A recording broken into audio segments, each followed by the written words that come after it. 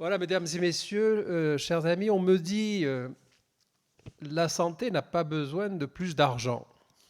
Alors, quand j'étais à Marseille, on n'a parlé que d'argent. Et dans ce milieu, il manque, paraît-il, des moyens. Je suis vice-président de la commission finances. Donc, je souhaitais au moins vous apporter quelques chiffres en ce début de réunion sur le budget qui est consacré à la santé en France. Je dis bien la santé en France, qu'on nous envie. Moi, j'ai de la famille à l'étranger, et quand je vois le beau-frère qui vit à Londres, qui est malade, qui est très malade, quand il vient dans nos hôpitaux, il me dit c'est autre chose, et il nous envie. Il faut visiter un petit peu, ne serait-ce que l'Europe. Je ne parle pas du reste du monde, mais ne serait-ce que de l'Europe, on est très envié. Ça ne veut pas dire que tout va bien. Je pense que dans les questions-réponses, on abordera ce sujet. Sachez que depuis 2017, notre première élection, ma première élection, il a été investi 53 milliards d'euros de plus dans notre système de santé. Avec l'ONDAM, donc l'objectif national des dépenses d'assurance maladie, qui est passé de 191 milliards en 2017, il est passé pour le budget 2023 à 244 milliards. Comme dirait l'autre, l'argent de fou.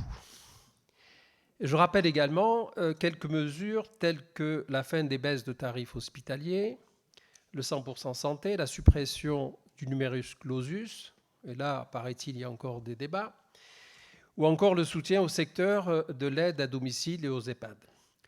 L'objectif de dépenses pour 2023 n'est pas moins de 246 milliards d'euros, que ce soit les soins de ville, les hôpitaux, les EHPAD, l'handicap, entre autres.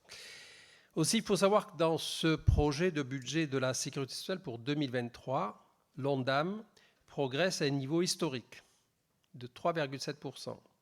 Quant à l'ONDAM hospitalier, c'est-à-dire le budget qui est alloué à l'hôpital, il est en hausse de 4,1%, c'est 2 fois plus qu'au cours de la décennie 2010. On me disait donc que la santé n'a pas besoin de plus d'argent, elle a besoin de mieux répartir les tâches. Et de cette affirmation, certes politique, j'ai souhaité vous réunir en tant qu'interlocuteur pour nous éclairer de vos avis d'experts sur les moyens mis en place pour améliorer notre système de santé et soulager nos personnels de santé ô combien essentiels, et la récente crise sanitaire finissant de convaincre les plus sceptiques. La préparation du projet de loi de financement de la sécurité sociale doit permettre des avancées professionnelles, mais aussi l'ouverture aux innovations technologiques. Nous avons voulu aujourd'hui avancer notre réflexion sur l'impact de la technologie sur le temps médical, imparti aux soignants, et sur les solutions de rapprochement des déserts médicaux. Le progrès technologique, la numérisation, la logistique automatisée, robotisée sont des axes d'amélioration qui semblent essentiels. Les solutions innovantes existent. Pourquoi les mobiliser? Comment les mettre en œuvre rapidement? Quelles solutions réalistes et peu coûteuses? Quelle place de leader pour la France au niveau à minima européen? Et pour répondre à ces questions, sans plus attendre, je remercie, mais vraiment, sincèrement, tous les intervenants ici présents. Bien évidemment, tous ceux qui ont contribué à l'organisation de cette conférence. Mais avant de céder la parole à nos intervenants, permettez-moi de terminer mes propos par cette belle pensée du Dalai Lama à la question qu'on lui posait. Qu'est-ce qui vous surprend le plus dans l'humanité? Sa réponse fut la suivante. Ce qui me surprend le plus dans l'humanité, les hommes, parce qu'ils perdent la santé pour accumuler de l'argent. Ensuite, ils perdent leur argent pour recouvrer la santé. Et ils se perdent dans d'anxieuses pensées sur le futur au point de ne plus vivre ni le présent ni le futur. Ils vivent comme s'ils n'allaient jamais mourir et meurent comme s'ils n'avaient jamais vécu. Et il disait à propos, effectivement, de l'Occident, et je crois que le sujet est d'actualité aussi, qu'en Occident, on travaille beaucoup, on amasse beaucoup d'argent, il n'y a qu'à voir les comptes d'épargne, mais on se tue au travail, comme on dit. Et quand on arrive à la retraite, quand on y arrive, eh bien, il faut se soigner parce qu'on est tellement malade, tellement malheureux. Je pense que cette belle pensée doit, de temps en temps, nous rappeler, nous autres humains, qu'il y a un début, il y a une fin, et puis il y a aussi ce genre de rencontre qui va nous éclairer, messieurs les spécialistes, sur ce qu'on peut faire en matière de santé pour améliorer. Je vous dis, même si moi j'estime que nous avons un système qui est robuste, mais il est de plus en plus mis à mal. Et je pense que ce n'est pas vraiment une question d'argent. Et peut-être pour commencer, donc présenter très rapidement l'Agence du numérique en santé. Donc on est un groupement d'intérêts publics. On n'est pas beaucoup, on est 240. Alors on est quand même beaucoup plus qu'avant, puisque en 2019, quand je suis arrivée, on était 130. Donc on a doublé nos effectifs. Donc c'est quand même dire l'intérêt que porte le ministère, y compris la direction du budget, aux problématiques de numérique en santé. Et on dit qu'on a 3 rôles. Alors vous savez, on parle comme les technos quand même un peu, puisqu'on est haut fonctionnaire, donc on ne peut pas s'en empêcher. Donc on a 3 rôles. On a un rôle de régulateur du système de santé. On vous expliquera comment. Alors certains de mes collaborateurs qui sont avec moi me disent « dis plutôt gardien du temple, c'est beaucoup mieux, ça se comprend beaucoup mieux que régulateur ». Ben, on fait des normes, et on fait des normes et standards. Et je vais en reparler. On a un deuxième rôle où, quand même, on met en œuvre les normes et standards qu'on décrète, on va dire. Et vous nous connaissez, ceux qui sont médecins, sur les cartes de professionnels de santé que vous avez certainement tous dans votre portefeuille, alors qui marchent plus ou moins bien. Dès que je croise un médecin, il me dit « Ah ben tiens, j'ai un problème avec votre agence, ils ne m'ont pas répondu au support, est-ce que vous pouvez faire quelque chose ?» Alors, venez me le dire, parce qu'en général, c'est réglé rapidement quand c'est moi qui m'en occupe. Voilà. Quand ça passe par moi plus que par le support, ça va plus vite. Malheureusement encore, ou heureusement. Donc on fait les cartes de professionnels de santé, on fait tout ce qui est identité numérique pour les soignants.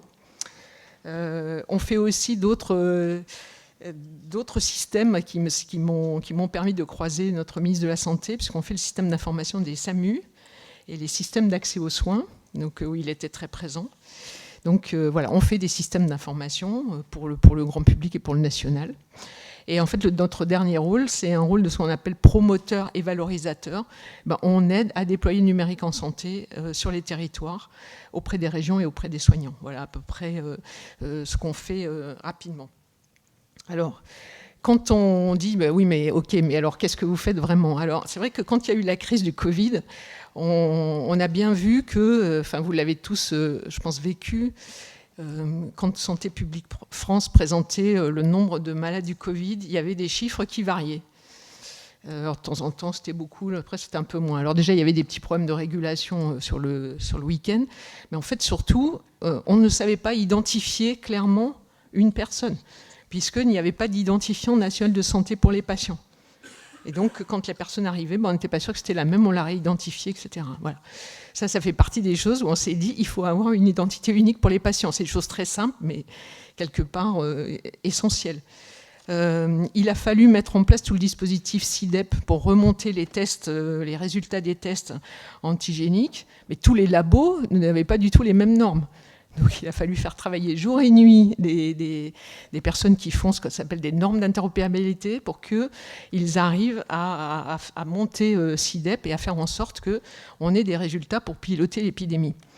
Et donc quand le gouvernement a vu ça, même s'il y avait une feuille du numérique, une feuille de route, Ma Santé 2022, et donc un volant numérique, ils se sont dit il faut vraiment amplifier tout ce dispositif à travers du Ségur de la santé. Alors, j'ai entendu que ce n'était pas une question d'argent, mais ils ont quand même débloqué 2 milliards pour développer la santé numérique. Et ces 2 milliards, à quoi ils vont servir? Ils se sont dit, il faut vraiment qu'on booste tout ce qui est ce qu'on appelle, nous, l'interopérabilité, c'est-à-dire, en fait, décloisonner la ville et l'hôpital, faire en sorte que quand vous sortez de l'hôpital, votre compte-rendu d'hospitalisation, votre lettre de liaison, elle soit arrivée au médecin généraliste avant que vous alliez le revoir, votre médecin traitant, ce qui n'était pas le cas aujourd'hui. On fait en sorte que les comptes-rendus de biologie remontent automatiquement, les comptes-rendus de radio, qu'il y a un volet de synthèse médicale qui alimente un espace santé. Vous avez vu, il y a eu une conférence de presse du ministre de la Santé, je crois que c'est la semaine dernière, à Avignon. Il a présenté ce qui était sur mon espace santé, cette idée de mettre le patient au cœur de son dispositif et d'avoir tous ces, des choses très concrètes et très simples, mais finalement qui circulent entre les patients avec une identité de santé, je l'ai dit, une identité pour les usagers, une identité pour les soignants. Alors on avait le RPPS, le répertoire partagé professionnel de santé, excusez-moi, mais vraiment en l'étendant au médico-social pour faire en sorte que les EHPAD soient aussi embarqués dans cette logique, ne pas rester que sur le sanitaire et vraiment voir que l'ensemble des professions soient embarquées dans ce dispositif. Donc des règles d'interopérabilité, des règles de sécurité, des règles sur l'identité numérique, des règles sur une messagerie sécurisée de santé. Combien de fois encore vous allez voir votre médecin et il vous envoie, il vous dit envoyez-moi des choses par WhatsApp ou il vous l'envoie sur votre messagerie Gmail. Donc c'était aussi ça l'idée de mettre en place des messageries sécurisées pour qu'on soit maître de nos données du bout en bout. Alors comment on l'a fait sur le Ségur ? On a fait quelque chose d'un peu innovant, c'est-à-dire on s'est dit toutes ces normes de sécurité, d'interopérabilité et d'éthique, parce qu'on a rajouté un pilier éthique, même si pour l'instant il n'y a pas trop de référentiel. On s'est dit on va se mettre tous ensemble. On a fait ce qu'on appelle des task force chez nous. On a mis des soignants, on a mis des industriels, on a mis des gens du ministère, de l'assurance maladie, de la Caisse nationale de solidarité et d'autonomie, des régions. Et on a dit, décidons quels sont les référentiels qu'on doit mettre en œuvre pour arriver à faire ça, faire en sorte que le numérique il soit déployé, qu'il soit utile pour les médecins. Mon médecin généraliste, il me disait, moi je ne vois pas ce que ça va m'apporter. Il m'a dit, je mets à peu près 3 heures par semaine au bas mot pour récupérer des dossiers, soit des lettres que j'ai, soit des dossiers que je reçois en PDF, je les lis et je les rattache à mon bon dossier patient. Je lui ai dit, avec ce qu'on est en train de faire, normalement, il y aura une identité de santé, ça va aller directement dans votre dossier patient dès que votre système sera à jour. Il m'a dit, alors là, je vous ferai une consultation gratuite. Pensez à moi-même, peut-être autre chose, ça serait plus sympa quand même. Mais bon, on a travaillé sur ça, et on a travaillé d'une façon où on a dit, on publie ces référentiels, et on fait en sorte qu'ils soient opposables, mais dans une opposabilité qui soit pour l'instant incitative, ce qu'on appelle incitative. C'est-à-dire qu'on dit, on publie nos référentiels, les industriels ont quelques mois pour se mettre en conformité, on référence ces industriels, et ensuite, l'État prend en charge la mise à niveau de ces logiciels. Et c'est doublé d'un dispositif de financement, ce qu'on appelle de financement à l'usage, c'est-à-dire que les professionnels de santé sont incités à utiliser ces logiciels référencés. Et à partir de ça, ils sont financés sur les usages. Et ça conditionne une partie de leur forfait structure, pour ceux pour qui ça parle, qui sont une partie des financements qui sont versés par l'assurance maladie. Et donc tout ça, on travaille avec les industriels, on voit avec eux pour les référencer, et ensuite, on finance cette partie-là. Voilà. Donc c'est en cours. On a référencé, je crois, c'est à peu près 120 et quelques logiciels. On en attendait à peu près 80. Là, on a fini le référencement de la vague 1 du Ségur. Et on est en train de regarder comment ça se passe le déploiement. Alors si vous êtes médecin et que vous attendez votre logiciel, vous avez jusqu'au 30 novembre là pour prendre un logiciel référencé et commencer à faire en sorte de l'utiliser pour que votre éditeur, ça ne vous coûte rien quand vous allez déployer ce logiciel. Voilà, donc ça c'est quelque chose d'un peu nouveau. Et on veut étendre ça pour l'ensemble des dispositifs. De mon espace santé, vous avez vu qu'il y a eu à peu près 12 applications là, qui ont été référencées dans mon espace santé. C'est le même système. On référence des applications, on publie des critères, on les référence. Alors sur mon espace santé, ils ne sont pas rémunérés, les industriels qui le font. C'est des applications gratuites ou payantes. Mais donc il y a ce système de référencement. Et on est aussi en train de le faire sur la partie télémédecine, télésurveillance.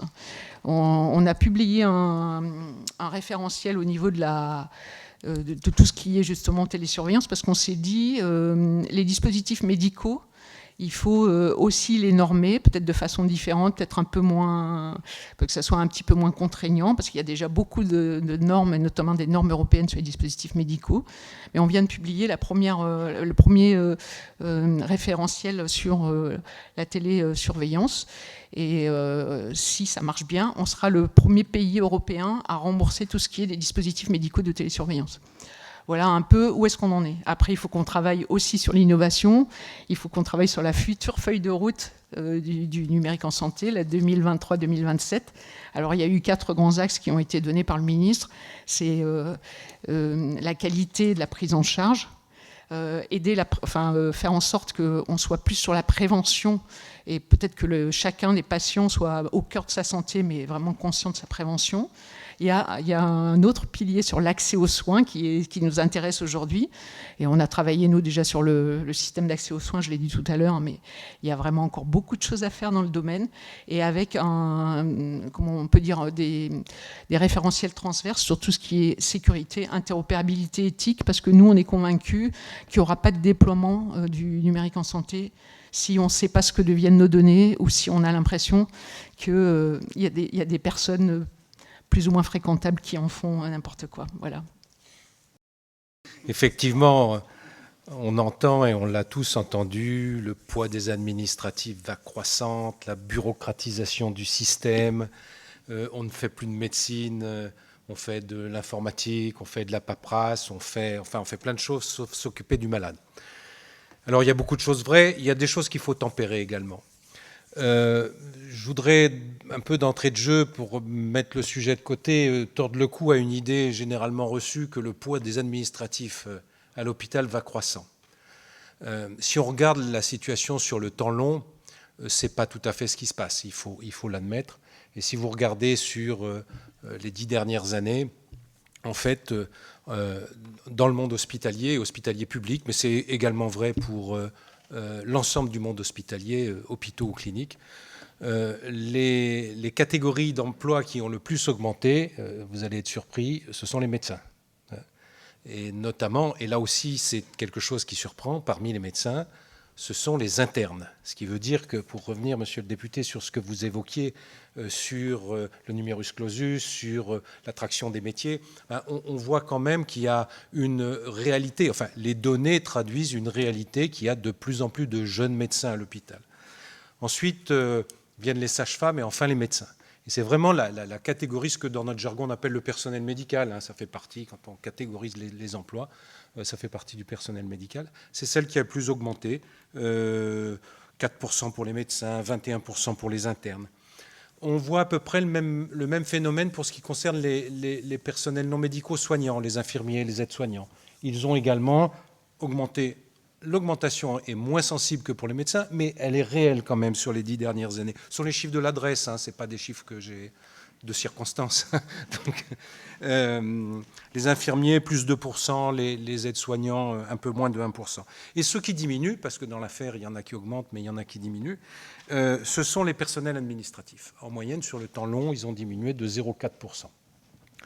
Alors pour autant, ça n'explique pas tout, parce qu'il y a effectivement un ressenti qui est une réalité, qui est une réalité qui est liée, à mon avis, à beaucoup de choses.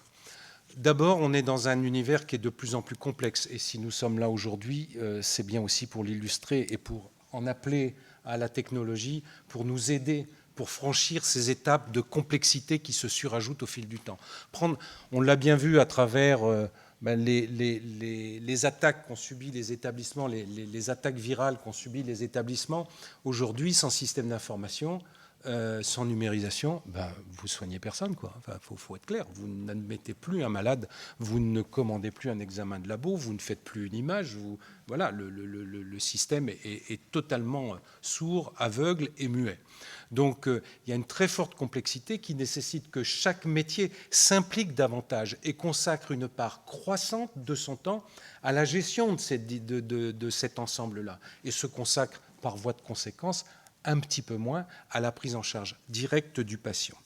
Donc il y a vraiment un travail de plus en plus important non lié aux soins, non lié à la prise en charge directe, qui s'impose à chaque soignant et en particulier aux médecins.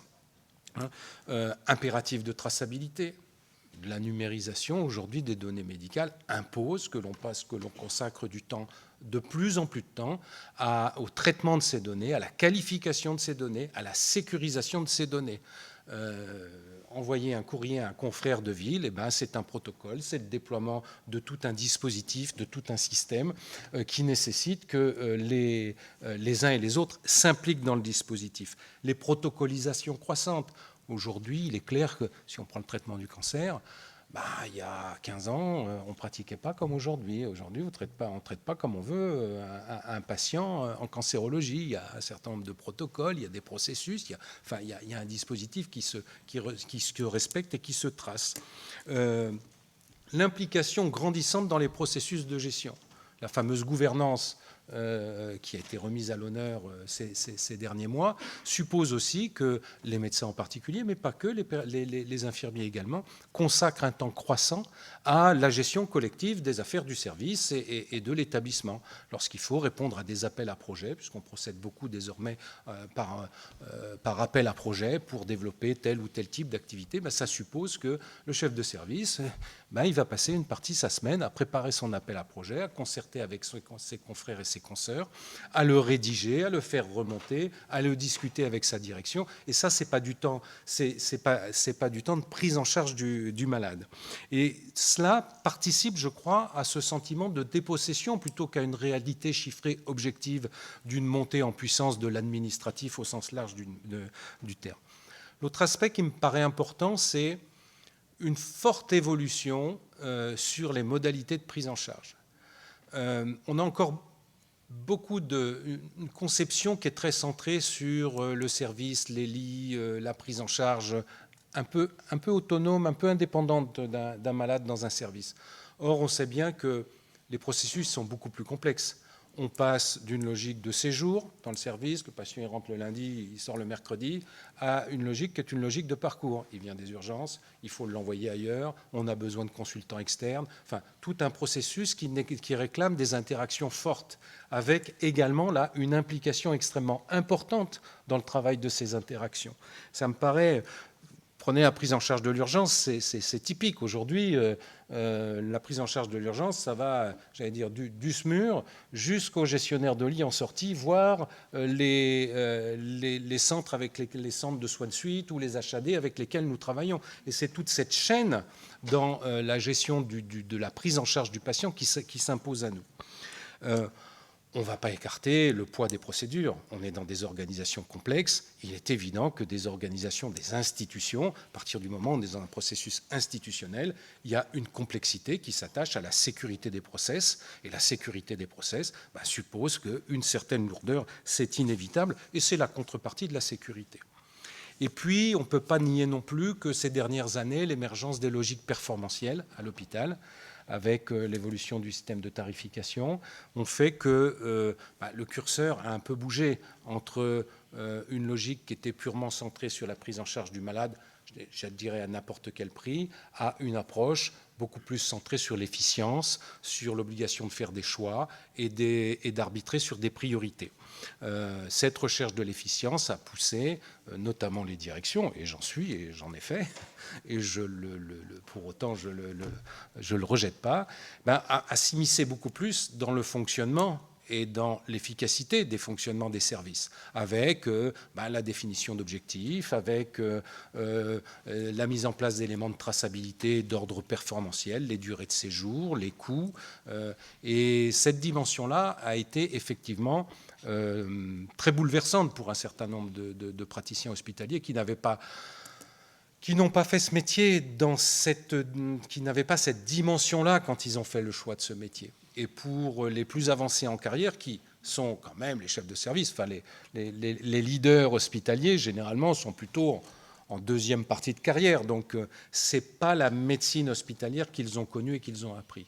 Et je pense que cet ensemble de facteurs qui contribuent au fait que du sentiment de dépossession d'une partie des hospitaliers, et en particulier des médecins, et puis, il faut bien un bouc émissaire. Donc, évidemment, c'est l'administration qui est un bouc émissaire. Mais ça, ce n'est pas très grave. Ça se traite entre nous et je crois qu'on l'accepte assez volontiers.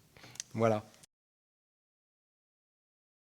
Alors j'entends depuis tout à l'heure un certain nombre d'enjeux, un certain nombre de problématiques. Madame Prévost qui parle du numérique en santé. Et en tant que laboratoire de biologie médicale, nous sommes un acteur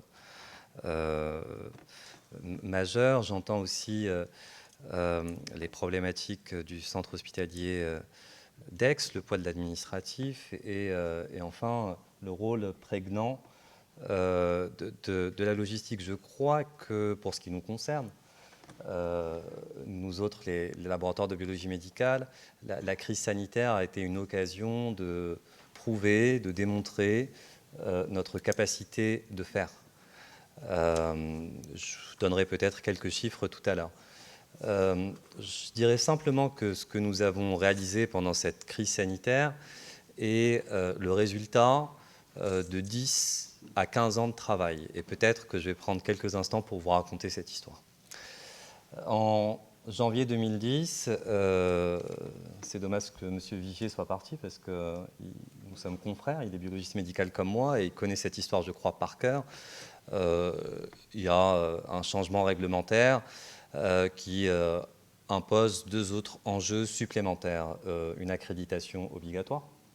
Nous sommes le seul pays où cette accréditation est obligatoire et puis quand même des objectifs financiers assez forts puisque il fallait réduire le coût de la biologie médicale.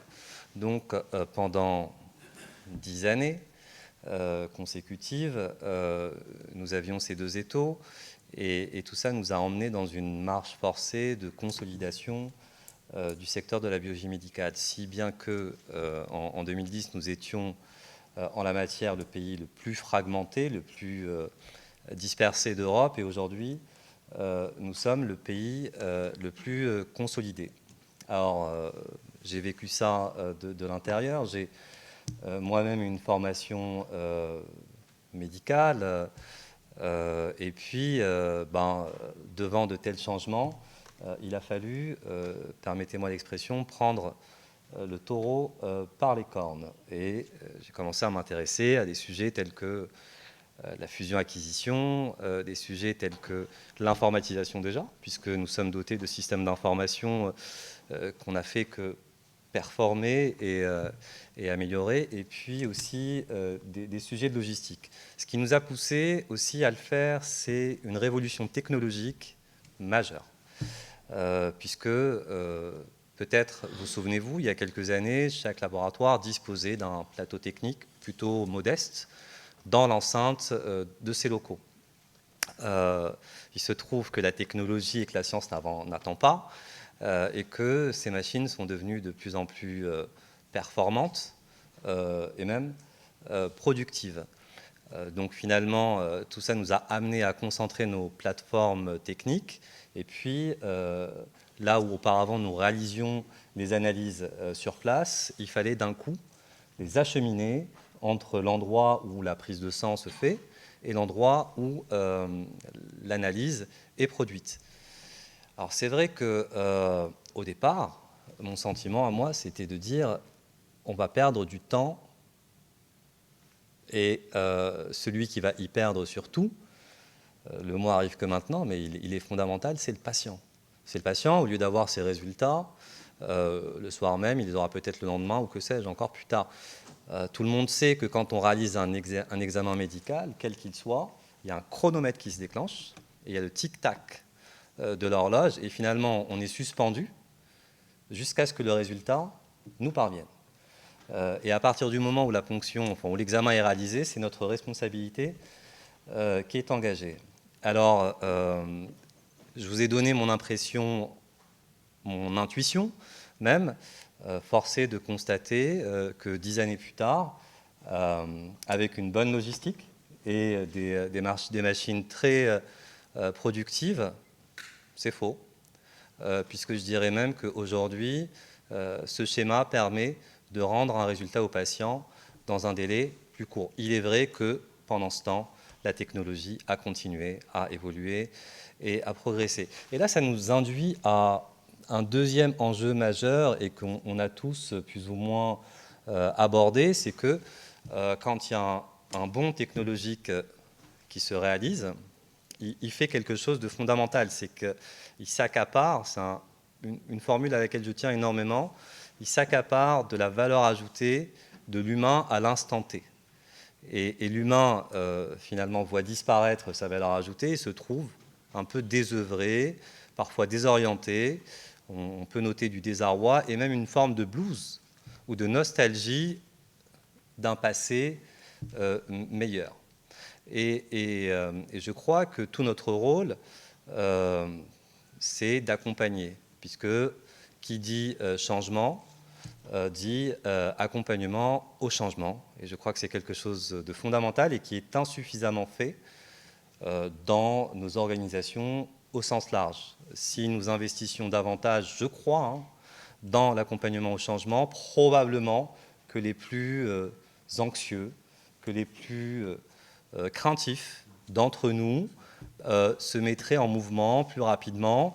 Et voilà, les plus audacieux montreraient le passage et diraient « tu verras, tout va bien » et on va tous aller vers un monde qui quand même est meilleur. Et de toute façon, cette avancée est inéluctable.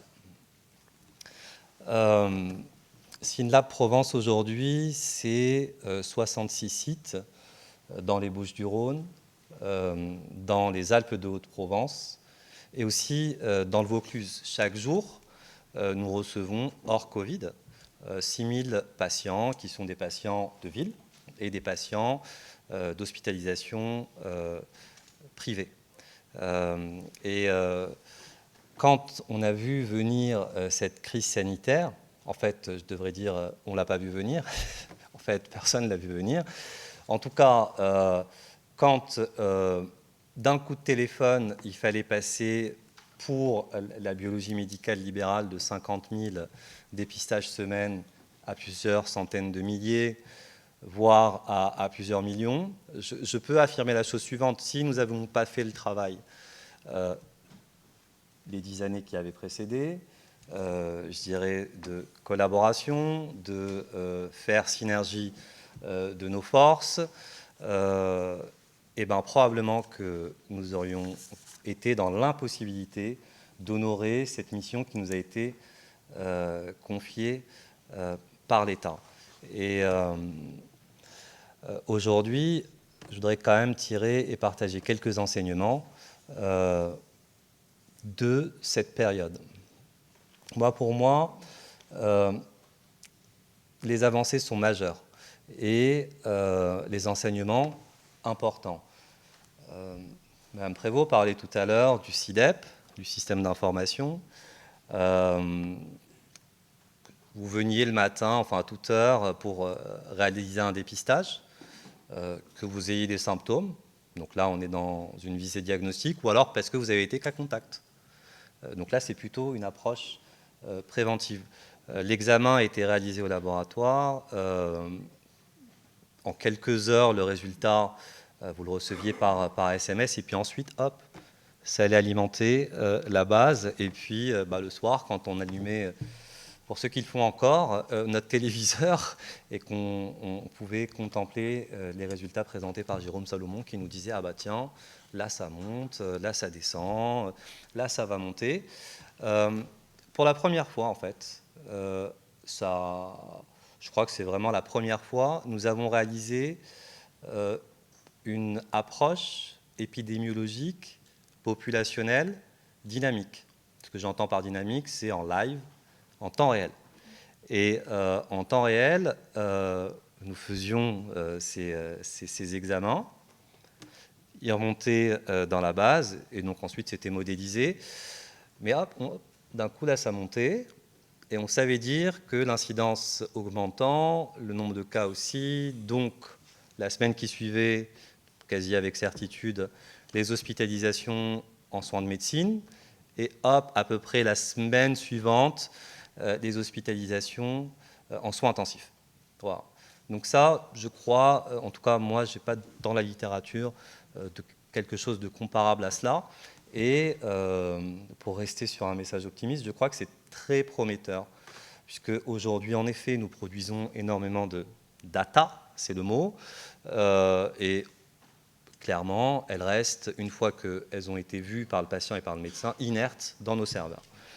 Nos objectifs communs, puisque je rencontrais il y a quelques jours les gens du GRAD à l'ARS, enfin sur notre région, c'est de faire parler ces data pour passer d'une approche préventive à une approche prédictive. Et je crois que le patient et le service qui lui sera délivré sera meilleur.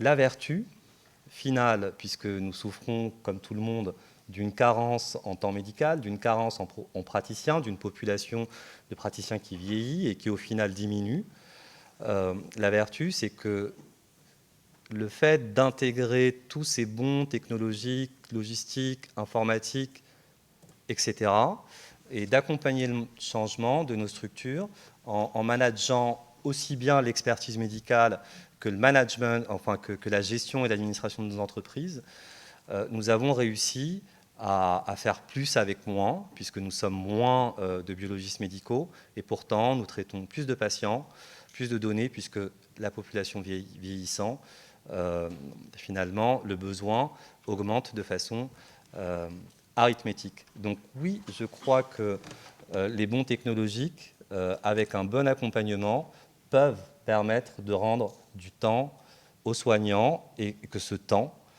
aujourd'hui, dans une idée du soin, je dirais, presque antique, ce temps doit être consacré dans une relation avec le patient, une empathie, un lien direct, et plus forcément dans des actes techniques. Voilà ce que je pouvais dire. Oui, merci surtout de ces 4 témoignages qui donnent vraiment tout le sens à notre action depuis 5-6 ans. Peut-être avant de répondre à ta question, on pourrait résumer l'expression des besoins que vous avez dit par vraiment cette grande tendance depuis 20-30 ans, et en effet c'est venu, je crois, principalement du Canada, qui s'appelle aujourd'hui les GHT, les groupements hospitaliers du territoire. On s'est aperçu qu'il faut vraiment qu'un territoire, grosso modo un département, s'organise pour avoir vraiment une synergie technique ou opérationnelle. Et donc la grande tendance qui est dans la santé, mais au-delà de la santé, qui est bien une centralisation des moyens techniques, donc des plateaux techniques, comme Sofiane a très bien expliqué, et comme vous avez aussi expliqué sur les plateaux de pharmacie. Donc il faut des plateaux techniques très robotisés, donc très chers, centralisés. Et inversement, les grandes tendances de la médecine aujourd'hui, on l'a bien vu, et Mme Prévost l'a bien exprimé, c'est comment, au contraire, le patient est le plus proche possible de chez lui, et donc du coup qu'on ait une médecine personnalisée, prédictive, le plus proche possible, au contraire le plus éloigné. Donc on est dans un mouvement paradoxal où les plateaux techniques sont centralisés et au contraire l'acte médical devient complètement décentralisé. Et une fois qu'on voit ces grands mouvements, qui sont ceux de l'industrie d'il y a 20-30 ans, de l'automobile, je veux dire que c'est, en soi, il n'y a rien de... C'est presque assez évident, on est pris par ce mouvement pour une qualité de soins, et le tout pour faire plus avec moins, comme on vient de le dire, et une qualité du système. Là, le point qu'on a quand même beaucoup oublié, et là on a travaillé avec notre équipe sur tout ce qui se dit sur la santé 2030. Donc il y a tous ces projets de télémédecine, de la médecine personnalisée, je reviens sur ce sujet qui est vraiment passionnant à partir des datas. Et il y a un vide total sur justement comment acheminer le matériel. Et si je dois amener le médicament à côté du médecin ou du patient, si en plus il faut tel élément, que tous ces éléments arrivent au bon moment, au bon endroit, et bien aujourd'hui il n'y a rien. C'est tout à fait extraordinaire, et vous avez bien exprimé que c'est un point qui a été assez peu... bon, je suis assez pudique, mais je veux dire qu'il n'a pas été traité, et que le profil des personnes qu'on met dedans n'est pas forcément le meilleur, et qu'en effet, quand il y a des choix financiers, et c'est peut-être ça, monsieur le député, où on compte sur vous, c'est-à-dire qu'en effet, ce truc n'est pas très sexy, ce qu'on appelle la logistique, nous on parle plutôt d'acheminement, on parle même plutôt de créer des liens. Le numérique, c'est un certain lien, mais arriver à amener le produit au pied du malade, l'expression qu'on a dit, c'est vraiment ça, cet enjeu.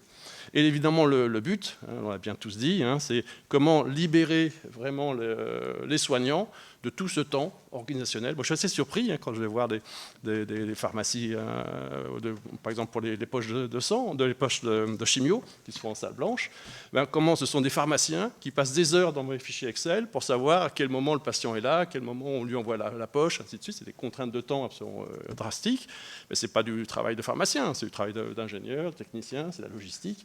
Et donc c'est toute cette organisation qui est à mettre en place, c'est ça qu'on amène en plus du côté numérique. Ça donne cette vision globale. D'abord, l'objectif, c'est bien ce que vous avez dit, le temps médical. C'est quand même que les soignants soient auprès du patient, et surtout on a évoqué aussi que ce soit maintenant l'infirmière, le pharmacien, qui puisse intervenir avec toute cette vision du HAD qui peut y avoir plus tard. Là aussi, j'aime bien cet exemple entre Vannes et Belle-Île. Je pense que le directeur de Belle-Île pourra en parler. Aujourd'hui, c'est quand même un peu compliqué d'aller de Belle-Île à l'hôpital quand on est dans un traitement pour le cancer. Si par drone, on peut envoyer une poche de sang en moins d'une heure, une poche de chimio, pardon, en moins d'une heure à l'hôpital de Belle-Île, vous voyez vraiment la qualité de vie pour le patient et tout ce que ça peut générer. Donc c'est ça qui est assez passionnant. Donc déshumaniser, non, surtout c'est bien humaniser. Et là aussi c'est assez paradoxal que la technologie, moi je trouve qu'il y a un petit côté magique. Si je reprends le cas Waze, par exemple, on peut vraiment imaginer qu'avec l'appli, donc tout le côté numérique, quand un soignant a besoin d'un matériel, il peut aller sur son appli, et automatiquement, le système, avec l'intelligence artificielle, va vous dire « vous allez être livré à telle heure, à tel endroit ». Il faudra un petit peu de temps, mais c'est cette logique. Et du coup, il y a une fiabilité qui va arriver, alors qu'aujourd'hui, avec tout ce côté humain, tout ce côté aléatoire, d'abord, on n'a pas de réponse. En plus, ce que je suis en train de dire, c'est que le numérique, on est vraiment sur le 24 heures sur 24, 7 jours sur 7. Et là, le nombre de kilomètres que font les infirmières le samedi soir ou le week-end ou la soirée, c'est vraiment considérable. Je pense à un autre cas aussi qui est notre outil technologique. Vous avez dû peut-être aller à Decathlon. Et là, aujourd'hui, quand on passe à la caisse, il y a une boîte, on met ses produits, plink, et hop, ça s'affiche automatiquement. Aujourd'hui, on est en train de mettre en place des systèmes comme ça avec les robots, avec les armoires, pour que on prend le premier médicament, je dirais presque on le jette, entre guillemets, on le pose dans le casier, dans le robot, hop, le robot va dans l'unité de soins, il télécharge automatiquement le médicament, et par ses captures, automatiquement, tout le stock local va être mis à jour. Et après, l'infirmière prend le médicament là où il est. Elle n'a plus aucune saisie, c'est ça qui est fabuleux. Donc là où tout le temps administratif disparaît complètement. Donc c'est ça qu'on cherche à faire, qu'on est en train de mettre en place, pour qu'il y ait toute une chaîne cohérente. Et c'est là où, avec Mme Prévost, il y a vraiment beaucoup de travail pour voir vraiment qu'il y ait une chaîne numérique cohérente, donc ce qui a été mis en place avec les prélèvements. Aujourd'hui, sur la chaîne du médicament, chacun fait son truc, c'est vraiment la croix et la bannière, donc on a du beau boulot à faire ensemble. Et puis, là aussi, comme disait Sofiane, et aussi Nicolas Etienne, c'est comme l'humain qui fait que ces systèmes fonctionnent. Et pour que ces systèmes automatiques, intuitifs se mettent en place, il faut en effet une conduite de changement importante, il faut passer du temps ensemble, il faut que ces équipes de projet disent oui, c'est ça qui est enthousiasmant. Et moi, je suis assez épaté parce que je suis ingénieur. Et quand je vois l'enthousiasme du monde médical, de ces médecins, de ces Bac plus 15, de ces infirmières, quand on a dit waouh, on va créer un monde où il y a peut-être 30 robots et des drones qui vont circuler comme ça entre Vannes, Belle-Île ou sur les Bouches-du-Rhône, il y a un tel enthousiasme de participer. Il n'y a rien. Et dans 10 ans à peu près, il y aura, la DGAC compte qu'il y aura 10 millions de drones dans le ciel européen dans 10 ans. Et on travaille avec Thales pour mettre tout ça en place. Et là, on part de zéro. Waouh. Et ça génère un enthousiasme de métier qui est assez passionnant. Le plus dur est à venir, jusqu'en 2030. On a beau avoir desserré le numerus clausus, invention magnifique des années 75 où on nous expliquait que moins il y avait de médecins, moins on dépensait. Je pense que les énarques avaient vraiment dû réfléchir beaucoup. On s'est aperçu qu'on arrive à un état de dégradation, et en entendant les propos du directeur général du centre hospitalier d'Aix, du pays d'Aix tout à l'heure, je vois qu'évidemment l'hôpital est touché, est affecté. Alors pour mon parcours. J'étais un ancien interne de Paris, je me suis beaucoup occupé de ces questions depuis longtemps. Est-ce qu'il y a des motifs d'un peu plus de confiance pour les prochaines années? Oui. Un motif très récent. Les 7 ordres médicaux se sont mis enfin d'accord pour dire, sur la délégation de tâches qui est l'élément numéro 1 pour retrouver du temps médical, on ne peut plus rester comme auparavant. Et d'ailleurs, dans le projet de loi de financement de la sécurité sociale qu'on vient de voter, au-delà du cumul emploi-retraite pour les médecins, vous avez vu que pour la première fois, il y a des infirmières qu'on peut consulter direct, des IPA. Vous avez vu que, par exemple, des certificats de décès seront donnés par des infirmières à titre expérimental.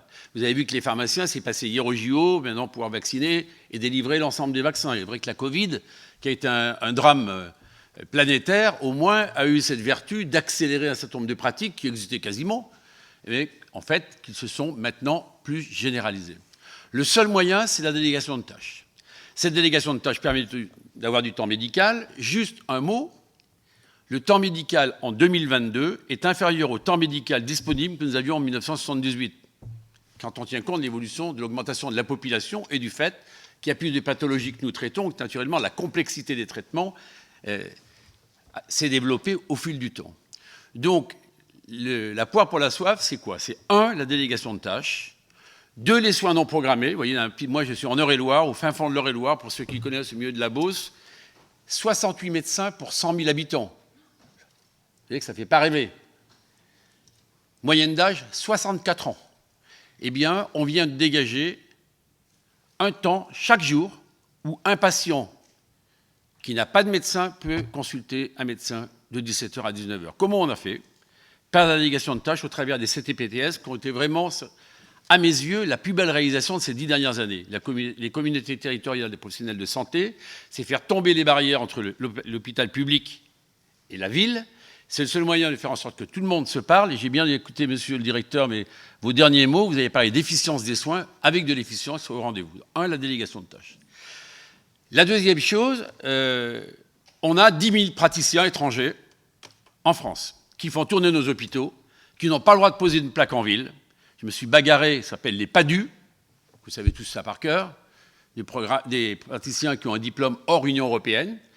On a dans ce PLFSS accéléré le fait qu'il y en a 2400 qu'on devrait pouvoir, entre guillemets, faire travailler de façon plus officielle, parce qu'ils sont mal payés, ce sont des mercenaires de la médecine, disons les choses, les faire travailler tant à l'hôpital qu'en ville dans les toutes prochaines années. On a un problème de constitution de jury, le gouvernement nous a un peu entendu, on avance. Deuxième piste. Troisième piste, parce qu'il y a des jeunes qui sont sortis il n'y a pas longtemps de l'internat, c'est la fameuse 4e année d'internat qui a été demandée elle-même par les internes et pour lequel l'annonce ministérielle est une catastrophe absolue. On ne va pas faire des internes de 4e année qui sont bac plus 10 pour des généralistes, bac plus 12 pour certains spécialistes, des mercenaires payés 1 500 € par mois. Ça n'a pas de sens. Ça ne marchera pas. Nous avons proposé, d'ailleurs, avec le groupe auquel nous appartenons tous les deux, le fait qu'ils puissent avoir un statut à part, qui s'appellerait médecin adjoint, qui puisse être rémunéré par la sécurité sociale, mais qui puisse avoir, entre guillemets, un tuteur qui soit le médecin qui est maître de stage. Donc ça, c'est une notion très importante, parce que ça permet, au travers même de la délégation de tâches, vous voyez, de donner des ressources humaines, parce que moi, je crois que les infirmières qualifiées, ça existe, que les pharmaciens, ça existe, que les sages-femmes, ça existe, que les dentistes, appuyons-nous sur l'ensemble de nos professionnels. Donc la troisième piste, c'est les PADU, et naturellement, par extension, de nouvelles compétences qu'on donne à de nouveaux professionnels. Et puis après, les urgences, vous voyez, je trouve que le fils d'un de mes amis a eu un accident très grave samedi après-midi, donc j'ai passé 6 heures moi-même à m'occuper de tout, de l'accueil, de réorienter à Tours, de trouver le chirurgien, il s'en est occupé. On ne peut pas continuer comme ça. Cette régulation ne marche pas. Il y a des combats, des blancs, des rouges, les blues, vous savez tout ça par cœur. On va prendre des médecins retraités pour être des régulateurs. Et puis il va y avoir une super poire pour la soif, pardonnez-moi, mais ça, ce qui est vraiment une belle nouvelle, c'est la numérisation de la santé. Il y a encore 2 choses à dire pour ne pas être trop long, pour ne pas prendre trop de temps au débat. La numérisation de la santé, en 3 ans, on a rattrapé 25 ans de retard. C'est le problème de la compatibilité des systèmes informatiques pour qu'on évite la redondance des actes, pour que l'on voit un parcours parfaitement jalonné où ce soit toujours, à tout moment, le meilleur soin qui soit prodigué et qu'on évite justement un premier scan puis un deuxième scan. Ce garçon de 20 ans, malheureusement, le pauvre interniste n'était pas très bon. Il dit on va lui faire un deuxième scan. Je dis mais pourquoi tu lui fais un deuxième scan 1 heure après? Soit l'image est bien lue, soit elle n'est pas bien lue, soit l'image elle a un problème, soit elle n'en a pas. Donc, vous voyez, donc, grâce à la numérisation, et je vous invite tous à charger l'application, Ma Santé Numérique, qui l'a chargée ici. Tous ceux qui ne l'ont pas... Ah, excusez-moi, alors on n'avait pas répété avant pour la pièce de théâtre, mais je vois que tu es parfaitement... Non, mais si je dis ça, c'est extraordinairement important. Il y a des efforts financiers considérables. On remet 2 milliards d'euros sur la table cette année dans le budget pour faire en sorte que d'ici 2 ans, franchement, en matière numérique, on soit au top et ça évitera vraiment une multiplication des actes. Je suis biologiste, je peux dire qu'il y a 30% des actes qui ne servent à rien. Vous voyez, il faut avoir de temps en temps un peu battre sa coulpe et dire les choses. Et ça permettra justement, me semble-t-il, d'avoir des parcours de soins optimisés. Enfin, je me tourne vers vous, monsieur le directeur, parce que vous avez parlé de quelque chose de très important à mes yeux. Peut-être avez-vous lu le très beau bouquin de Frédéric Bizard qui dit sur la nouvelle organisation de la santé. On ne peut pas continuer avec le système qui fonctionne à l'heure actuelle. Un système où vous avez les ARS qui sont omnipotentes, totipotentes, qui décident de tout. Alors par moment, il peut y avoir un très bon directeur d'ARS. Et par moment, on a des très mauvais. Nous, la vaccination, je vous dis franchement, c'est nous qui l'avons mis en place.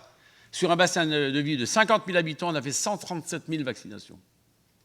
On s'est occupé de tout.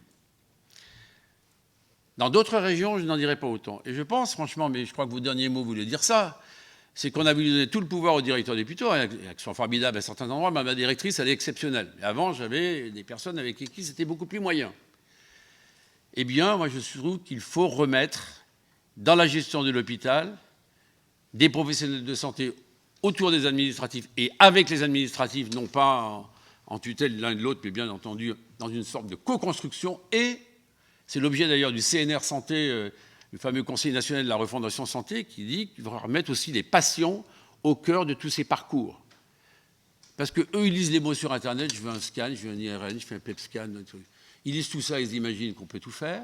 Et franchement, il faut qu'on réinvente ce système. Alors si je vous parle de ce bouquin qui a été écrit et qui est très bien, j'ai eu l'occasion de faire plusieurs échanges et plusieurs débats avec cet économiste de la santé qui a vraiment théorisé les choses, j'y crois profondément. Donc tout est devant nous. Enfin, le tout dernier mot, le PLFSS 2023, c'est un PLFSS de transition. Pardon. On ne peut pas dire que ce soit l'alpha et l'oméga des choses absolument formidables, mais on sort du Covid qui nous a fini de nous ébranler, parce que le sous-investissement à l'hôpital est tellement chronique depuis 20 ans ou 25 ans que la situation que nous connaissons, c'est une situation malheureusement qui était prévisible.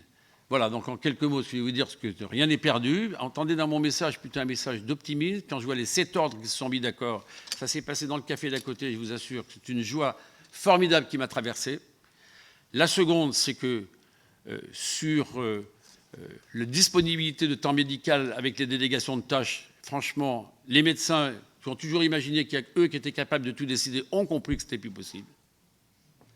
Et la troisième chose, c'est que l'arrivée de la numérisation et le fait qu'on fasse casser, ces cloisons artificielles, une fois de plus, ville-hôpital. Vous voyez, vous savez que des généralistes maintenant peuvent bosser à l'hôpital et mettre des conférences. Pour les spécialistes, c'est encore très compliqué. Bon, il faut quand même ça qu'on arrive à le faire. Donc, j'ai quelques bons espoirs. Et enfin, des hôpitaux territorialisés, labellisés avec de la qualité, ça fait partie, pour nos concitoyens, me semble-t-il, de ce qu'on leur doit, puisque quelque part la santé, c'est ce qu'il y a de plus précieux, et l'effort de l'État et de ceux qui l'organisent la vie au quotidien doit être à la hauteur de ces enjeux. Voilà en quelques mots ce que je souhaitais vous dire. J'espère que je n'ai pas été trop décalé par rapport à ce qui a été dit, mais je vous l'ai dit avec passion. Bien, merci beaucoup. Je n'ai pas la prétention de parler pour tous les hospitaliers de France et de Navarre dans le domaine de la logistique. Moi, je vais vous parler des 25 dernières années que je viens de travailler sur ces secteurs-là, dans différents hôpitaux en France métropolitaine et dans les dom-toms. Et c'est vrai que la logistique hospitalière, ça englobe beaucoup de domaines qui sont souvent pas connus ou pas suffisamment reconnus en interne comme en externe. La logistique hospitalière, en tout cas celle que moi je manage depuis 25 ans, c'est tout ce qui est la restauration, la gestion du linge, l'entretien des locaux, le bien nettoyage, la gestion des approvisionnements, donc les magasins, les achats, la gestion des stocks. C'est également les fonctions hôtelières pour améliorer le confort hôtelier des patients, des résidents de nos EHPAD. C'est l'achat d'équipements biomédicaux qui servent au diagnostic et au traitement des patients. C'est tous ces chantiers-là que j'essaye de manager avec mes collaborateurs. J'ai la chance de travailler dans un établissement qui regroupe en fait plusieurs établissements dans le sud-Bretagne, sur le territoire de Brocéliande-Atlantique, qui va de Ploermel au nord du 56, Josselin, Malétroit, Belle-Île au sud, Quiberon également au sud, Vannes, Auray. Et à ces établissements qui font l'objet d'une direction commune s'ajoutent 2 autres établissements, un hôpital psychiatrique, le PC Morbihan à Saint-Avé, et un ex-hôpital local à Nivillac. Donc ça représente un territoire de santé assez important, beaucoup de kilomètres entre ces différents sites, ce qui nécessite d'avoir des logistiques le plus possible coordonnées, avec des pratiques qu'on essaie de standardiser d'un établissement à l'autre, ce qui n'est pas facile parce que lorsqu'on crée des groupements hospitaliers in extenso, il y a des habitudes qui existent dans les différents hôpitaux qui font qu'on a tout le temps l'impression qu'on fait mieux que le voisin et que le gros n'a pas à venir à expliquer aux petits ce qui se passe. Je suis venu avec le collègue de Belle-Île, Julien Charles, qui est le directeur délégué de site, et un autre collègue élève directeur d'hôpital qui a travaillé avec nous sur un projet important que je vous parlerai tout à l'heure. La particularité de ça, c'est qu'on arrive depuis Vannes sur l'hôpital de Belle-Île. Non seulement on est le plus gros par rapport au plus petit, donc déjà c'est louche, et en plus on arrive du continent sur une île. Donc là c'est 2 fois plus louche. Et il faut tenir compte de ça lorsque, dans mes fonctions, on manage les projets. Donc c'est des métiers qui sont peu connus, qui sont peu reconnus aussi bien en interne qu'en externe. Beaucoup des professionnels de l'hôpital, sur Vannes on est 3500, ne savent pas exactement ce que font les services logistiques. J'ai oublié aussi les coursiers valmestres que je supervise, et puis les brancardiers, qui pour certains sont considérés comme de la logistique, et puis pour d'autres du soin. Pour moi c'est plutôt du soin, mais bon, voilà, c'est dans l'escarcelle également. Ceci étant, c'est des métiers qui sont peu connus, qu'on peut évoluer depuis un certain nombre d'années, depuis même très longtemps. Et dans tous les hôpitaux où j'ai travaillé, ça mérite vraiment d'aller plus loin, d'aller plus fort, et de développer ces secteurs-là, pour lesquels on a souvent relégué les secteurs dans des locaux vétustes, en sous-sol. Les derniers qu'on avait, parce qu'on a restructuré, puis on a eu, tiens, c'est pour les mettre, on va les mettre dans le garage, avec des professionnels qui ne sont pas tous professionnels de ces métiers-là, et ça pose des soucis. Des soucis pour les agents qu'on affecte dans ces secteurs parce qu'ils ne peuvent plus être dans les soins, et pour des raisons diverses et variées. On dit, tu ne peux plus être dans les soins, on va te mettre au magasin, on va te mettre en blanchisserie, on va te mettre à la cuisine. Donc pour ces personnes-là, ça les met en difficulté.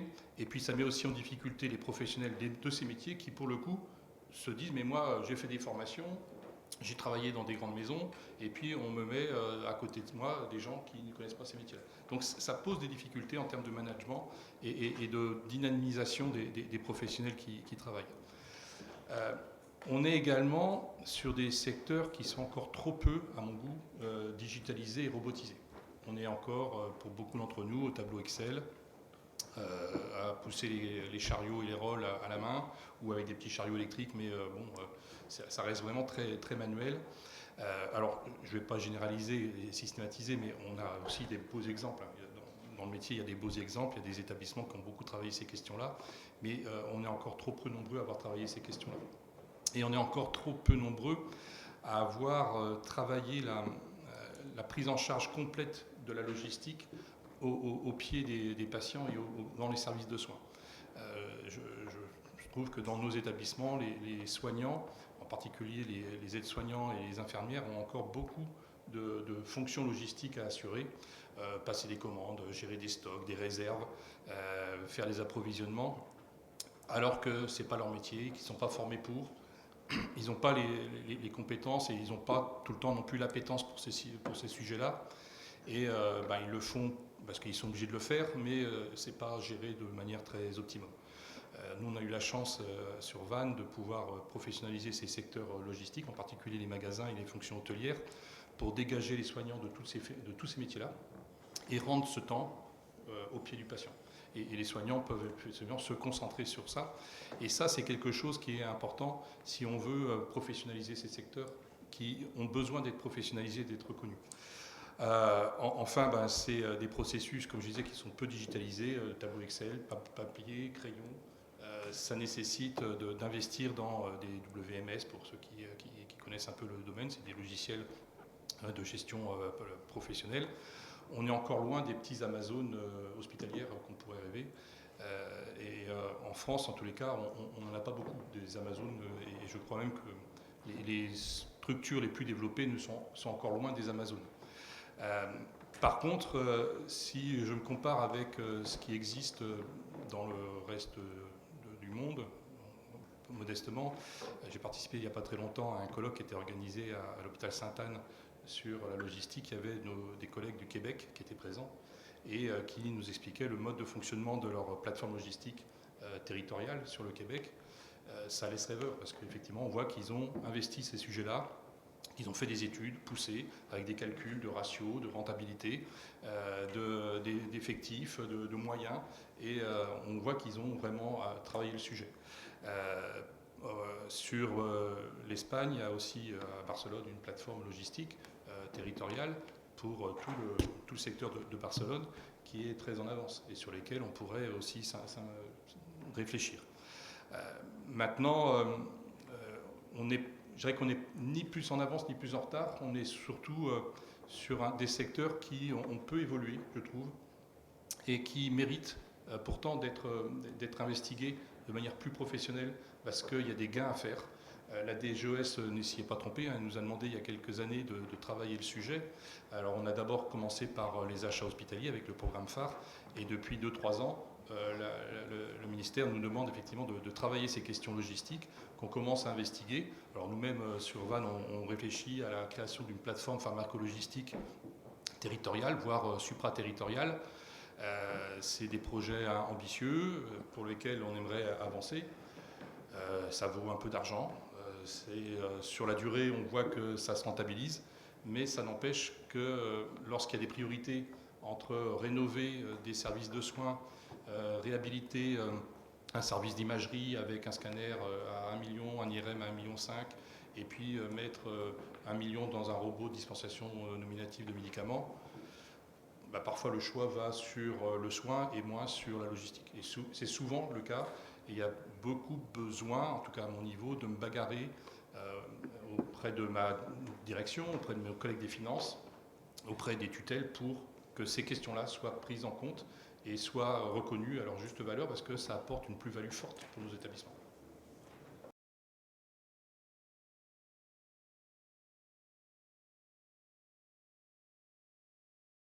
Mon collègue a bien décrit les choses, et c'est un des paradoxes à l'hôpital où la très haute technologie côtoie au quotidien des actions très manœuvrières, très peu mécanisées, très peu, alors automatisées, je ne vous en parle même pas. Et typiquement, c'est l'exemple, le chariot, tous les jours, les chariots repas sont livrés dans les services et sont poussés à la main par, alors la caricature, effectivement, vous avez des personnels, en général à l'hôpital ce sont plutôt des femmes, certaines ne sont pas des forces de la nature et elles poussent des chariots qui font 80-100 kilos. Et il y a, comme ça a été très justement dit, un champ là qui s'ouvre, qui est considérable. Alors nous, c'est le choix qu'on a fait. Alors ça a été évoqué pour l'instant. On a ciblé un choix pour développer des robots dont le rôle sera d'acheminer, en particulier le médicament dans les services. Pourquoi on a fait ce choix-là ? Je me suis amusé à compter le cheminement quotidien de mes 4 agents en charge de la livraison. Ils font 40 km par jour. Alors ça va, ils sont jeunes, c'est des garçons, ils sont costauds, ça leur plaît, ils ont une ligne d'athlète. Mais enfin, comme vous l'avez souligné, Monsieur Pavageau, derrière, il y a bien entendu un enjeu de pénibilité qui est clair, et on sait que les métiers manœuvriers sont à l'origine de la majorité des accidents du travail. Il faut quand même savoir que chez les aides-soignantes à l'hôpital, à 50 ans, le tiers des effectifs fait l'objet d'une restriction d'aptitude. Donc on voit bien, pour des questions liées au caractère très manœuvrier du métier. Donc on voit bien qu'il y a un enjeu de santé, il y a un enjeu de QVT, pourrait-on dire, qui est fort. Il y a un enjeu de fiabilité. Vous avez fort bien décrit, Monsieur Pavageau, la problématique de la traçabilité du médicament, de la pharmacie jusqu'à l'administration. Et aujourd'hui, tout ça, la plupart du temps, ça se fait parfois encore à la main. Le plus souvent, c'est de la saisie informatique, mais ça reste de la saisie informatique manuelle. Donc il y a un temps considérable qui est passé sur ces tâches-là, avec bien évidemment de potentiels risques d'erreur, même si les procédures tentent de les minimiser, de les réduire à néant. Mais la robotisation des dispositifs nous ouvre des perspectives qui sont considérables. Alors ça, on le voit bien, on le mesure. Nous, on a fait le choix du médicament. On pourrait, sur le linge, on pourrait, sur la livraison des repas, développer également ces problématiques-là. Donc, effectivement, on sent une potentialité extrêmement forte, mais il y a quand même un travail d'investigation, de mise au point, de déploiement qui est un travail très important. Le deuxième élément, et ça a été très bien évoqué par mon voisin, c'est l'acculturation au changement. On passe quand même d'un dispositif qui se faisait à la main, avec une certaine convivialité, à un dispositif qui peut être considéré comme déshumanisé. Parce qu'effectivement, on ressente le travail sur le patient, mais le soignant, il n'est plus qu'en relation avec son patient. Et toute l'interface qu'il développait avec les autres soignants dans une logique de travail d'équipe, d'interface d'équipe, il va falloir qu'on l'accompagne, parce que ça a tendance un petit peu à disparaître, ce dispositif-là. Il y a un côté aussi un peu effrayant dans la robotisation et la numérisation à l'extrême des processus, c'est que ça les désincarne, ça les déshumanise.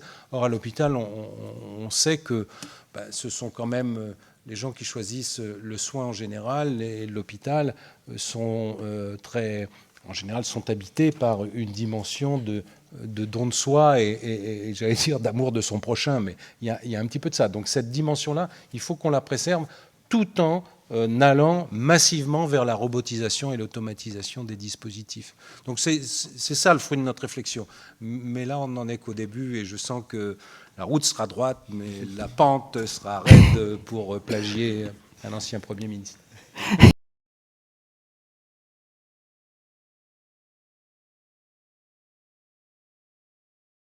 Alors effectivement, c'est un sujet qui nous anime là, depuis quelques mois au niveau de l'hôpital de Belle-Île.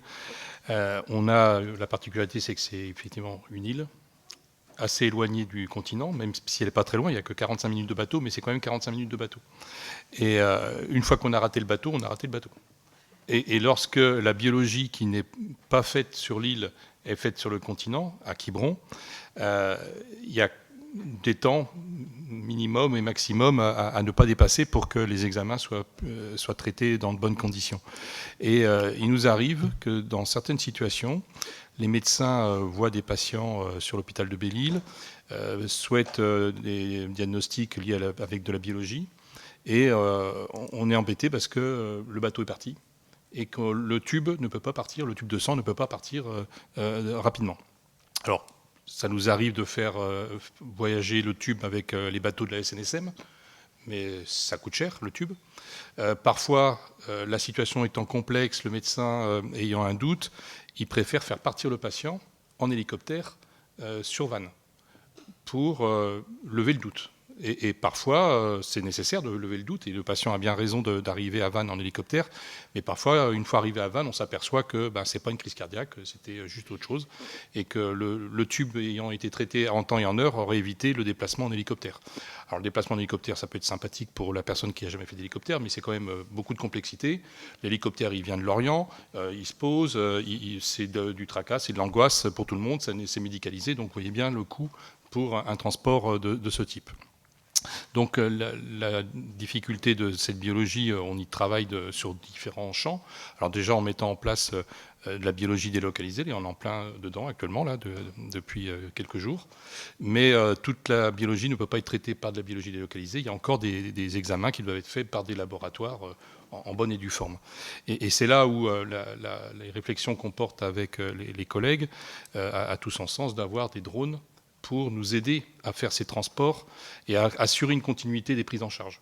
Continuité territoriale depuis un espace qui est assez éloigné et qui nécessite quasiment H24 des moyens de transport fiables, fluides et rapides. En bateau, l'hôpital Belle-Île-Quiberon, il faut compter de porte à porte 45 minutes, 50 minutes, vraiment en y allant vite. 1 heure, c'est à peu près raisonnable. En drone, en 20 minutes, on aura fait le transport et ça sera vraiment, je pense, le maximum. Donc ça a du sens de mettre en place ce type de technologie pour des transports de ce type-là. On a aussi la particularité, c'est que sur Ploërmel, on travaillait avec un laboratoire privé de biologie, là aussi, et on a internalisé la prestation de biologie avec le laboratoire de l'hôpital de Vannes. Sauf que pour pouvoir faire ça, on fait 7 allers-retours par jour avec un chauffeur dans une voiture qui pollue, il prend toute la journée à faire ses allers-retours. Et là aussi, si j'avais un drone qui faisait l'aller-retour tous les jours, ça me faciliterait les choses. Au lieu de mettre 50 minutes de transport en voiture, j'en mettrais plus que 30. En drone, décarboné, pas de pétrole, de l'électricité, une fiabilité. Et donc là aussi, ça a du sens. Ça a du sens en termes de pénibilité de travail pour les chauffeurs, ça a du sens en termes d'écologie, de développement durable, ça a du sens, j'espère, économique, mais pour le coup, là, le modèle économique, je ne l'ai pas encore stabilisé, donc j'ai du mal à l'évaluer. Mais ça a du sens pour notre territoire, aussi bien pour Belle-Île, et puis les autres îles du Ponant, parce qu'il y a Belle-Île, mais il y a les autres îles du territoire qui seraient aussi concernées par ce sujet-là, et pour le centre-Bretagne, qui a un déficit médical, et qui permettrait, en ayant ce type de technologie, de faciliter aussi les flux logistiques. Donc là, le drone a tout son sens. Et puis une fois que le drone arrive à Belle-Île ou à Quiberon, si il arrive sur une plateforme extérieure, ça serait bien. Moi, j'aimerais bien que le tube aille directement dans le service de soins ou dans le laboratoire. Et c'est là où la technologie, l'interface entre le drone et le robot logistique a du sens pour moi. C'est le drone arrive, il dépose les tubes dans un robot et le robot va directement au laboratoire. Et là, la boucle est bouclée. Et si en plus j'ai un logiciel où je fais juste la demande de service, ça me programme la totalité du flux, du début à la fin, je signe.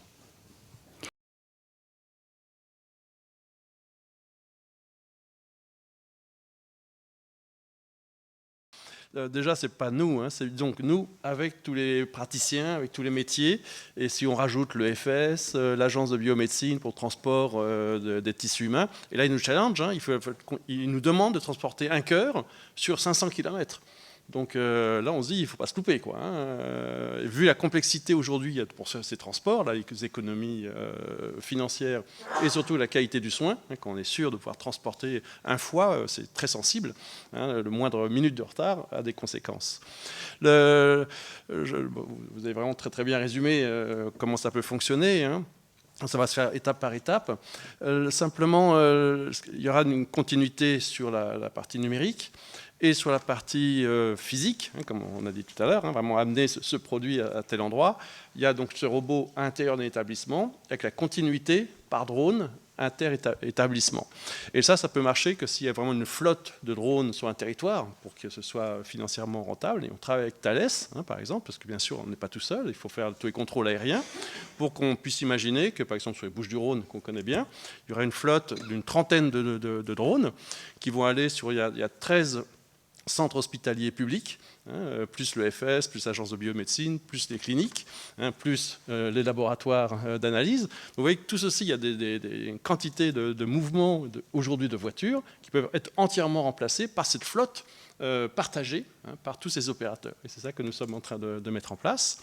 Le deuxième point, en effet, au niveau écologie, on n'a pas besoin de faire des gros calculs, hein, pour remplacer une voiture de 2 tonnes par un drone de 20 kg. Bon, vous voyez tout de suite, c'est QFD, plus les embouteillages, plus ainsi de suite, hein. Simplement, je voudrais terminer par 2 points. C'est qu'en termes de coût, on est surpris à quel point c'est pas très cher. Et pour revenir à votre introduction, c'est pas tellement un problème d'argent, c'est un problème de répartition. Je pense surtout aux robots, hein. Ces nouvelles technologies de robots ne demandent aucune infrastructure, hein. Donc, hormis mettre quelques Wi-Fi dans les cages de Faraday, comme disait tout à l'heure Nicolas Etienne. Donc là, en effet, il faut un petit peu de techno, mais ça va quand même pas très loin, ou moderniser ou ce qu'il faut avec les ascenseurs. Mais en tout cas, on est sur des projets qui sont à des coûts, on n'est pas à 1 million, hein, pour citer ces budgets-là. Donc on est quand même sur des coûts très faibles. Par contre, la conduite de changement est importante, parce que là, c'est vrai que ça change radicalement l'approche et les relations entre les uns et les autres. Et ça, c'est un point. Et puis, je voudrais terminer parce que, là, je crois que je voudrais rendre hommage aux personnes de santé qui sont là. C'est que nous avons une grande chance, c'est que nous n'avons vraiment aucun souci pour pouvoir recruter des ingénieurs ou des techniciens, puisque tout le monde travaille dans le domaine de la santé. On parle du sens au travail. Ben nous, pour tout le monde, c'est vraiment évident que travailler pour les soignants, pour aider les personnes qui sauvent des vies, c'est vraiment un sujet très sexy et qui a beaucoup d'attrait. Voilà. Moi, j'aurais une question sur les drones, et notamment en matière de sécurité. Alors, je suis un pilote du dimanche, comme on dit dans le pays d'Aix, et rencontrer 30 appareils, des objets non identifiés volants, j'ai un petit peu d'inquiétude. Parce que ça arrive parfois, effectivement, sur le pays d'Aix, on nous annonce à la radio, il y a quelque chose qui vole, on ne sait pas ce que c'est. Là, si j'ai 30 drones qui volent, c'est inquiétant, en tout cas au niveau sécurité. Alors je sais que la DGSC va travailler sur le sujet, qu'il faut peut-être réserver des couloirs, etc. Est-ce que là-dessus, vous avez avancé ? Tout à fait, hein, c'est exactement cette idée. Hein. Donc c'est l'avantage de ces drones d'acheminement santé, c'est qu'ils vont d'un point A à un point B parfaitement défini, entre deux établissements, entre l'EFS. Donc en fait, vous allez vers un pharmacien, ou vers un centre de santé, ou vers le plateau technique, ou de SIDLab par exemple, ou d'un point de prélèvement. Donc en fait, les points où on va aller sont parfaitement définis. Et les règles définies de la réglementation européenne, puisqu'aujourd'hui on est sur des réglementations parfaitement européennes, on va définir des couloirs qui vont nous être réservés à des altitudes et tout à fait très bien définis. Et la complexité du constructeur du drone, nous-mêmes on n'est pas constructeur, c'est que le drone reste dans ce couloir, dans ce tube. Donc il ne faut pas qu'il se déplace trop par rapport à la taille du tube qui est affectée par la DGAC. Et d'où l'importance aussi avec Thales, qu'ils ont donc, ce sont les leaders européens du contrôle aérien pour les avions, et ils sont très intéressés. Ils ont déjà aujourd'hui tous les outils pour pouvoir suivre cette flotte de drones, sachant qu'à terme, on ne sera pas non plus que les drones de santé, il y en aura d'autres, mais c'est quand même ceux-là où il y a un sens économique tout à fait sensible.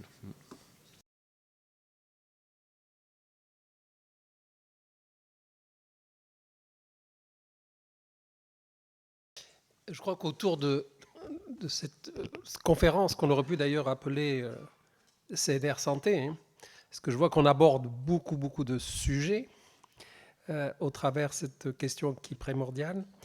On a parlé tout à l'heure des déserts médicaux. Certains de mes collègues aujourd'hui réfléchissent à obliger finalement les médecins à s'installer là où on en a besoin. Moi qui aime beaucoup ma liberté, je crois que la liberté d'installation est primordiale.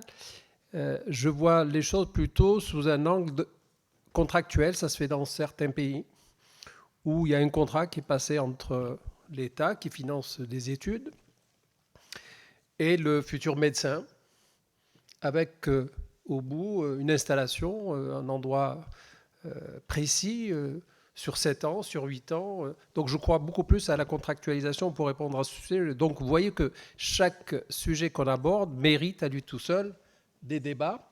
Je pense qu'on va en avoir pendant cette année, en tout cas avec le Conseil national de refondation. Le ministre le fait au niveau de la santé, puisqu'il était sur Marseille il y a quelques jours. Il sera sur Aix. Il m'a promis qu'il venait aussi sur Aix. Débattre pas forcément qu'avec des spécialistes, hein, avec le patient. Parce que le patient qui ne trouve pas ou qui a des soucis pour avoir un rendez-vous. Donc ça me paraît quelque chose de fondamental. Robotisation numérique, tout ça, ce ne sont que des outils. Des outils. Au profit, bien sûr, de l'humain. Et ça ne touche pas que la santé, d'ailleurs, la robotisation. Dans mon propre métier d'expert comptable, bientôt, il n'y aura plus de comptable pour la saisie, avec la facture électronique, etc. Donc on le voit que ça touche vraiment, j'allais dire, toutes les activités. Est-ce que c'est bien ? Parce que ça détruit quand même des emplois. Ça détruit beaucoup d'emplois. Alors Schumpeter vous dirait, oui, ça en crée d'autres. Mais aujourd'hui, c'est C'est une réalité. Est-ce qu'on est en retard? Là, je n'ai pas de comparatif. C'est une question que je vous pose par rapport aux autres pays, ne serait-ce que les pays européens. Où on en est-on? Alors, on m'a parlé tout à l'heure de retard, et Vigier, qui connaît bien le sujet, dit qu'on est en retard, qu'on est en train d'essayer de rattraper ce retard. J'espère que oui. Je suis plutôt optimiste, contrairement à beaucoup. Je suis plutôt optimiste. On a beaucoup réagi pendant cette crise sanitaire, Covid, et tout le monde, finalement, que ce soit les collectivités, dans les communes, dans le monde médical, tout le monde a bien réagi. Je sais que les labos, ils ont gagné beaucoup d'argent. Certains le reprochent aujourd'hui, mais ils ont été présents. Ben oui, il faut le dire aussi. Et il faut le dire. Ils ont été présents, par contre. Ils ont été très présents. Les jeunes qui voulaient aller au restaurant voulaient se faire tester. C'était gratuit. Et moi qui suis plutôt dans les finances, je disais, ben oui, c'est gratuit, sauf que ça coûtait 100 millions par semaine. Ça a coûté, les tests gratuits, entre guillemets, ça coûtait à l'État, c'est-à-dire à nous tous, 100 millions par semaine. Jusqu'à ce qu'on dise, bon, ben, ça suffit, il va falloir peut-être faire payer. Donc moi, l'humain doit rester primordial au milieu de tout ça. Robotisation, oui, il faut y aller. Et je crois que dans tous les domaines, on le voit. Les drones, faites attention quand même à rester dans votre couloir. Je n'ai pas envie d'en rencontrer, mais c'est vrai que ça répond aujourd'hui à un besoin qui est fondamental. C'est ce que vous avez dit tout à l'heure. Donc moi, je ne vais pas être plus long que ça parce que l'heure tourne et mes collègues m'attendent dans l'hémicycle. Je vous remercie en tout cas pour votre participation.